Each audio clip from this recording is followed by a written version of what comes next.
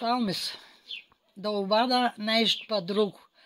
Kad sam bila na škola još u načalni, u прогимназиалния курс, u 6. i u 7. клас, са се съдил да разчета у наш сил да има сентя, да има гъските и патетата да отсъднат и мал черници, смира се дървата, черници да падат, да нарам гъските.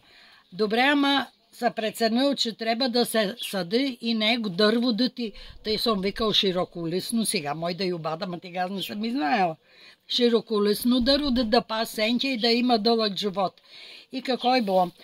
Уча се по физическо, или било по трудово обучение?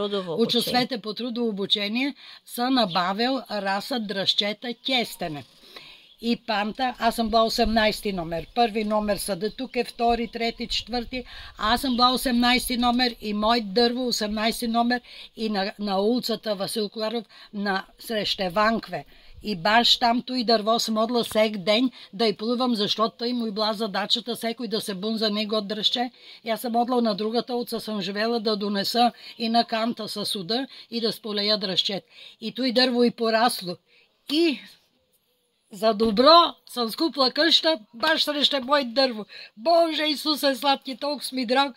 И се ни да избера, се откъсна, нека се набера малко кестене, защото те туриш под възглавец за добър сън. Тъй да знаете от мене.